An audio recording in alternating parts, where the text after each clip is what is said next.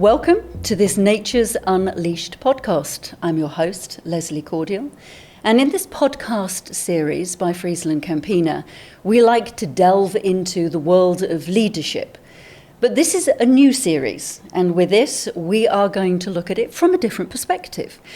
I am actually here in Pakistan, in Karachi, and I am really happy to be joined by two young leaders from the local organization. So Kiran, welcome. Abbas, welcome. But also we're here with our managing director, to Kashan, also a warm welcome. And what we're going to be doing in this particular new series is look at, as I say, leadership in a different way. We're going to be looking at it through a different lens. So maybe from those of us who have experienced a career that maybe steps us into different organizations, but we're also going to hear what does it mean to be a leader in today's generation. There are different challenges, there are different ways of looking at leadership, and that's what we're going to bring as a new experience for you. We're going to be looking at this in two parts. In the first part, we'll be looking at leadership journeys, and in the second part, exploring the market of Pakistan. So, Kashan, I am going to start with you. Leadership is a very broad word. What does leadership mean for you? And maybe a little bit of an insight into your leadership journey. Sure, thank you for that, Leslie.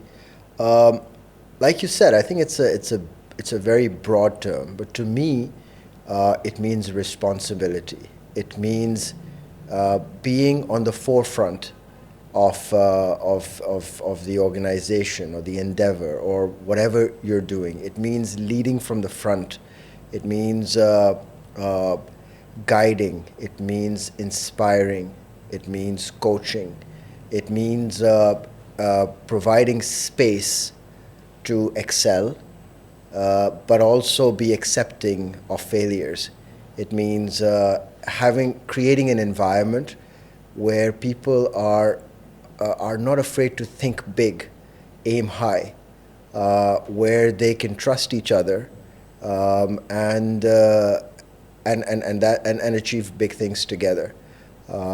That's broadly what it means to me. That's a lot of responsibility.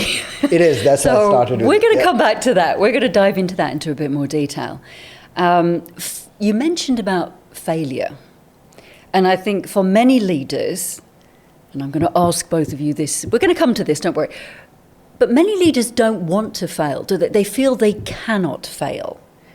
So I want to hold that thought for a moment, come back to it. I'm giving you a bit of a chance to think about it, because I think it's good that we explore that in the sense of how do we feel we can fail as leaders in a world that is very, very dynamic and often doesn't give us much opportunity and much space for that. So, Abbas, I'm going to come to you. What has your leadership journey looked like so far? So, I would say it's a bit unconventional how it started off, and some people would say that it's been a bit counterintuitive at times as well. But before I come to that part, I'll just tell you about the start. So it all started from as a management trainee at one of the largest beverage CPG players in Pakistan. And that's where I started off. And from the get-go, I was thrown out of my comfort zone and moved to a much smaller city, a non-metro town, somewhere I never lived before, and a very different place. So that's where, things opened up for me, where I realized, okay, the world is a lot bigger than what it seemed to be. And that's where I started off initially. And that's from there I moved to, one of the biggest dairy players in the market. And that's where I understood how the dairy category actually works in Pakistan. And, a lot of people would say, leaving the comfort of working at a market leader is not something a lot of people would do. But that's exactly what I did when I got this opportunity to work at FrieslandCampina. And, that is the time when Friesland was relatively new in Pakistan. It was a younger organization. We weren't as big as we are today. We weren't the market leader that we are today. So, I took the leap of faith and, made the switch. And that's where the most important and the best part of my career started from. So that's where the Friesland life started for me. And over the course of, close to 6 years now, so I did around 4 very rewarding commercial roles, from managing one of the biggest dairy brands from the trade side to now leading the channel development at FrieslandCampina from the dairy side. It has been one of grit, one of challenges where others might say no to, some very big challenges which I never thought I'll be able to, sail through them. And yeah, I think I really hope that the bigger story is still, about to start for me. So yeah, that's what it is. So you talked a little bit about the challenges. Yeah. What were some of those challenges for you, and how have you dealt with them? Because you said some people wouldn't want those challenges. Of course. So what made you decide to go for it? Yeah. So I think the biggest for me is, what really helped me with this decision was about, the people. So when I got to know about it, I did my research obviously, and I asked the people working in the sector, and also read about what Friesland is all about, and the fact that it is all about nourishing people. So that really is something which I've really connected with, and that idea of doing something meaningful is something which really helped me with the decision. So some of the challenges over the years, one big one was only last year, a very recent one, when the dairy category actually got taxed, and the prices went really up really fast. So what I realized is that it was not just the challenge in itself, but the way I got to work with our leadership, our CEO, our Pakistan leadership team, our BG leadership team, to sail through that challenge. So, this organization truly believes in succeeding together, and that is something which I would never forget, and I learned a lot over the course of the last 1 year or so. So yeah, that's one of the instances, but there have been plenty. Well, I'd love to learn what the biggest learning is, but Kiran, let's come to you. So we've heard a little bit about the challenges on the sales side, but you're in marketing. So what's been some of the biggest challenges as a younger leader in the marketing team? I think when it comes to marketing, we really have to understand that now the consumer is not a local consumer only. So, the exposure that everybody has is a global exposure, social media, all the global trends that are there. But in order to tap into the opportunity, what is really important is in Pakistan, how do you contextualize it in a way that you speak to your consumers with the context that where are they coming from. So, the heritage that they have, the connection, the way they live. So, that global trend is there, and that is the opportunity that every business should capitalize on. But how do you bring it to Pakistan? How do you bring it to your country and speak to your consumer in a way that makes them feel that the message is for them, that it talks to them in their lives? I think that is one thing that has been really different for me when it comes to marketing, because we are all evolving at a speed that is just unprecedented. So my job requires me to know about all the trends, the platforms, the different things that will excite my consumers. But I think we have to take a pause and think that not every trend is going to speak to the consumer in Pakistan. So I think that right there is one of the challenges. So we started, Kashan, you were talking about leadership, the responsibilities that come with it. I think you've just articulated the challenges, the responsibilities that come with marketing. I hear the passion, wonderful. Did you always want to be in marketing? How did your career start? So basically, if 6 years ago when I graduated, someone would have told me that I'd be sitting here today building brands, I wouldn't have believed it, because I am a finance gold medalist. So, when I graduated, everybody thought that I'm going to land in some big corporate banking firm. And I could have done that. But the point is that I always saw myself as a commercial person. I really love numbers. So it's not like I don't want to do finance. But the point is that I wanted to be somebody who drives key business decisions from the forefront, from the strategy to execution part of it. So I started off my career in trade marketing, selling cars. And then 2 years into my career, I joined FrieslandCampina, which became my launch pad into marketing. So, of course, when I was making this move, I did not have a marketing degree. I did not have FMCG background. And I was actually thinking that what am I even doing? Because people who have that marketing knowledge, marketing degree, or people who started off earlier than I did, they are going to excel faster. But one thing that helped me push through was the fact that I was really sure that I really want to do it.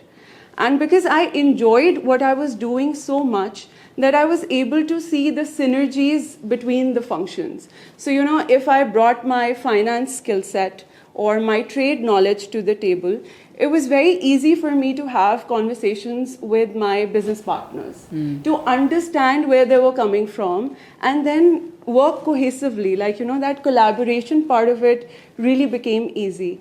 And it really extended the scope for me of what I was able to deliver because of this cross-functional knowledge. So that's how I got But from both of your stories, I think there's some wonderful learnings around you're never quite sure what life is going to throw at you. So it's really important to embrace it, to follow your heart, to trust your instincts. I mean, also, you were going a little bit against what others might do. Yeah. And Kiran, for you, you're going to be that finance champion, but you took the skills of what you'd learned and saw how you could apply them elsewhere. So Kashan, I have to come back to you now. Did you grow up thinking, I'm going to be a CEO, I'm going to be an MD of an opco, of a operating company? So depends on what stage of life. It could have been an Air Force pilot at some point in time, a rock star at some point in time. But then I was 23, so it wasn't any of those things. But I know that I want, when I started, the dynamics of business interested me, and that was it, to see, so from production to operations always fascinated me, which is why I sort of went towards sales, because there was a lot more operating and moving parts around that. Did I always, I think I wanted to excel at what I did, and that was my target, much more than a position. It was like, whatever I'm doing, I have to do this really well. Better than anybody else, better than it's been done before. Is there a little competitiveness in there? There is. I think absolutely, and I'm still very competitive. So if somebody says to me, I'm driving the car, and they're like, "Oh, you're a really good driver. Am I the best driver you've sat with?" Because it is competitive for me. But I think for me, it wasn't about where I'm going to end up. It was more about, I have to do this well. If I was in field sales and there were 20 people in the same position, I would always be asking, can I see the national numbers? How am I doing in relation? Am I number one or am I number three? If I'm number three, why are two people ahead of me? What am I doing about that? And try to learn. And so I think that was important. It got me here, but I think it wasn't I didn't have a goal in terms of here's where I want to be. Of course, when you're in the organization in a corporate culture, then you're always looking at growth. You're always looking at, so what's next? Also, because after a while, I felt like, I know how to do this. I've done it well. Year one, you're struggling and learning in a new role. Year two, you kind of know what. By year three, you should be at a place where you're really like, managing what you're doing really well. And then for me, it was always like, so what's next? And that kind of kept, meaning more positions, more opportunities, movement, and growing within the organization. So if I may come back, I'm going to come back to this fear of failure aspect, or failure. As someone who's quite competitive, and I can clearly hear all three of it, a lot of passion, a lot of energy. How do you deal with failure? How do you give it the space in the room? Because none of us can succeed at everything. True. And I think just that, what you said helps, at least when it comes to me, it helps me to understand. So I think most of my learning has come in the tougher years, when it comes to work or just generally. It's those times that really teach you, because when things are going well, human nature is you tend to relax. And that's why the bad times come, So I feel like, people talk about cycles in business, it goes up, good years, bad years. After every 2-3 years, there'll be a bad one. And I feel, and there's enough data out there showing that there's some businesses that actually beat that trend, and they're good for 10 years and 20 years. And it's because I think that they have, in their operations and their ways, they've always factored in, it's a good year. What more can we do to make sure that this continues? Continue to do the things that are going well. Don't do the things that you failed at. So I think in the tough years, it teaches you. So failure teaches you, and I think naturally much more than success does. We don't investigate success like we investigate failure. Yeah. So I think and that's where if you fail, you have to see, okay, so my first question is, okay, so what did we learn? What are we going to do differently? So what worries me more is if it happens again and it happens again. And then, so it's not the failure, it's the learning that you get out of it. And if you're not learning, then that's a problem much more than the failure itself. And I think we are a product of all the things we do right, but maybe more importantly, a lot of things we've done wrong to be here. And I don't think anybody can claim that they've gotten anywhere in life without failing, time and again. So, and if anybody's claiming that, that's not true. We don't believe them. We don't believe them. So I think that's how I look at it. I look at it as an opportunity to see what we can do better. I also see it as, if there's no failures, then maybe we're not pushing ourselves enough. Maybe we're not pushing the boundaries and questioning the status quo, and therefore so yes, we may not be failing, but we're also not at our potential. We're not where we can be in the market. We're not at the volumes and the shares and all the things that we can do. So I think we've got, and when you go and challenge and when you aim high, you have to be prepared that some of that is, you go into an area which is new for you, right, which is uncomfortable, which you don't know. So of course there is going to be some failure. What's important is, what did you learn? How would you do it differently? Okay, so that's a nice theme, I think. What did you learn? So Abbas, if I can come back to you, what did you learn that has helped shape you as the leader that you are today, or maybe the leader you'd like to be in the future? So some of the, since there have been a lot of instances in my journey so far, where, and I would second what Kashan also said, that it's actually the failures, which have been probably the biggest contributors to my future success. So, failing today. So, for instance, there have been times when I was working on certain projects, for example, a new launch, or rolling out a new innovation in the market, and it did not turn out the way it was supposed to be, or the way, the company was banking on it's some big success coming from that, but it actually did not materialize the way it was supposed to be.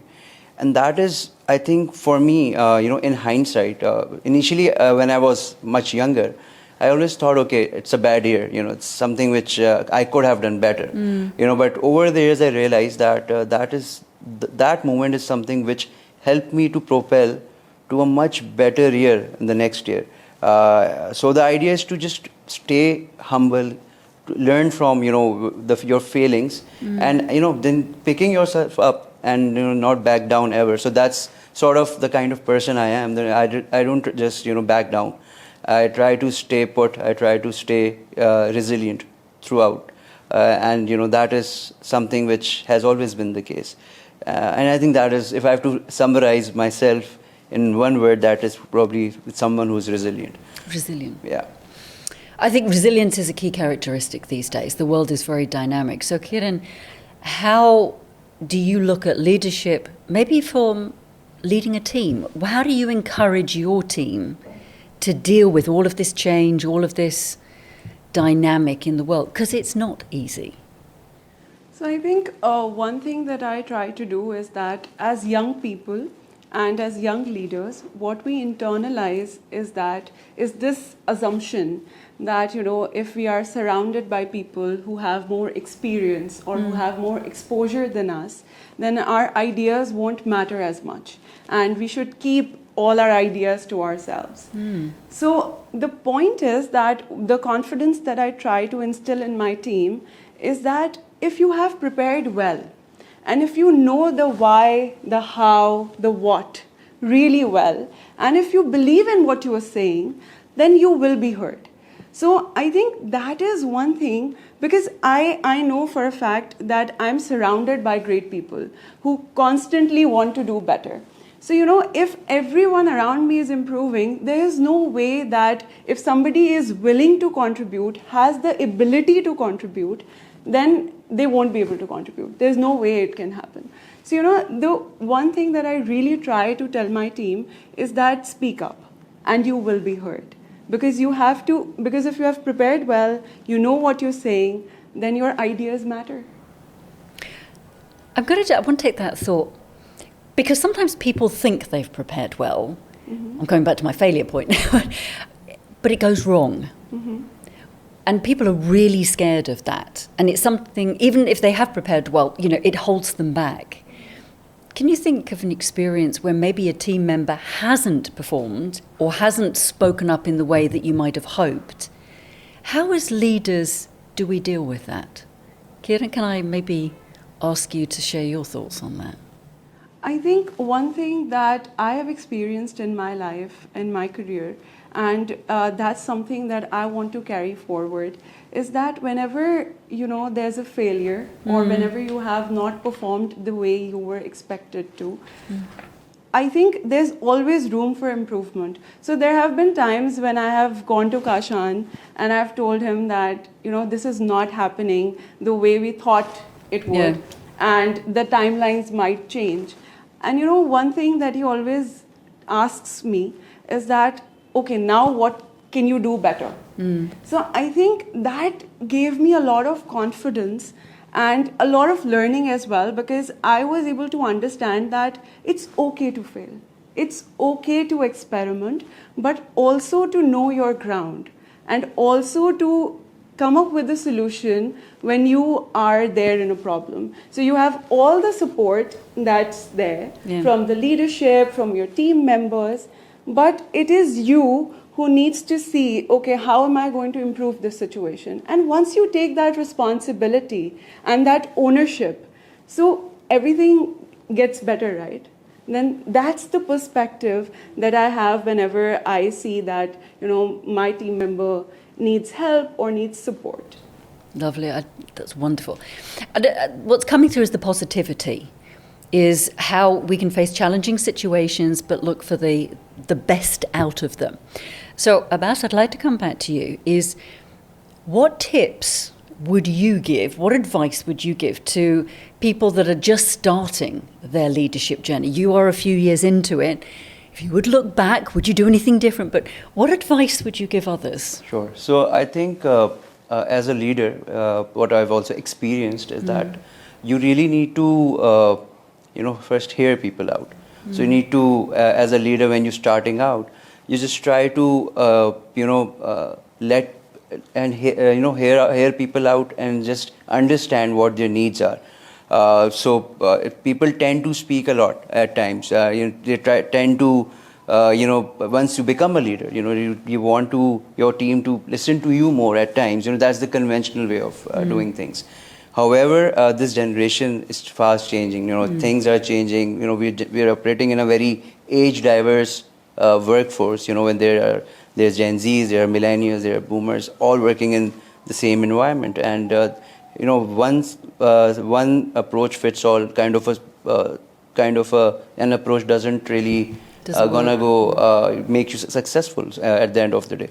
So being receptive to what people have to say, because when people realize that they're being heard, then they would really want to work with you. You don't want people to just work with you because you are at a certain position. You actually would want them to work and be on board because they really want to, because they feel that respect even though, if someone's very young or someone's very old, or, it doesn't matter actually. What matters is, what people are bringing to the cause and to the table. And that is, I think, one of the most important areas where leaders really need to, double down on, going forward. Well, I'd really like that advice. It's listen. Yeah. But also appreciate that there is such diversity in the workforce that what works for one may not work for another. Of course. But Kashan, what advice do you give to people as they're entering their leadership journey? How do you mentor people stepping into what is a very challenging environment? Right. I think specifically on the advice, I always say that you have to think big. You have to you have to challenge. You have to. I tell the younger ones, come and show us big plans, scare us with numbers, and let the old people like me and other team say, okay, guys, this is okay. We like it. It's too ambitious, but don't be cautious just yet. There are many levels at which we're going to come and bring that reality to it. But also we learn so much more from people who are younger than us now. I feel like my 19-year-old son teaches me more than I'm able to teach him, and this has been going on for the last 4 or 5 years. So it's a different world now, right? So I think the one thing is think big. The other is, obviously, once you've done that, you've got to break it up into real workable pieces of, okay, so what's next? How do we get there? And that needs to have specific action, timelines, responsibility. So really operationalize the big thinking. Otherwise, it's just a thought, right? So, ask for help. Be as curious as you can be. Ask questions. I still ask a lot of questions because, I am curious by nature. But I think that's a quality that takes people places. Sometimes we don't ask, and we just assume. And what that is based on history, based on experience. It always happens like that. Okay, well, is that a good enough answer? Why don't we try it like this? Is this more efficient? Is this faster? Is this bigger? And those questions we tend to stop asking once we've had 25 years of something happening a certain way. But the younger lot, should be doing more of that. I also tell people that, change what you don't like. Don't, or at least try to change it, right? Don't expect that somebody, your manager, the boss, the leadership team will bring about all the good things that you want in your workplace, in your life, in your career. Figure out what they are and go for them yourself. Ask people whether this. I've done this not because I'm where I am now, but even when I was in media, middle management or junior. I used to say, this is how I want the workplace to be. How can I make it like this for me? Maybe my influence was only that much at that time that I could only maybe try and make it better for me. Today I can probably make it better for more people. So, but having said that, everybody should look at what people, I see people who are frustrated, they come and say, okay, I don't like how this is happening. So I always say, okay, what are you doing about it? Before I jump in and say, okay, here's how I want to help and say, okay, because I can only, I'm talking to that many people and understanding, but hopefully that person goes and somebody asks them and they go, so what are you doing about it? And that's how you bring about more of the change that you want to see. So those are some of my my advice to the young leaders, which is be curious, aim high, operationalize those big goals, change what you don't like, or try to, or question at least why it should be. It's amazing sometimes just asking gets you more than we don't ask always. So I think that those are some of my key messages always to the team. And I think that's a lovely way to wrap up our first section, looking at leadership. So asking the questions, encouraging others, laying the foundations for people to bring their voice forward, and listening when they bring that voice forward. Because Leadership, I think people often think is, okay, I have to come up with all the answers, I'm the leader, I'm the one that's giving all of the direction, whereas actually what all three of you have said is it's much more about laying the foundations for others to take the lead themselves. Yeah. Thank you to all three of you for a great discussion on leadership. And we'll look forward to continue the discussion in the next part of the series when we get into the market of Pakistan. Thank you. Thank you so much. Thanks very much.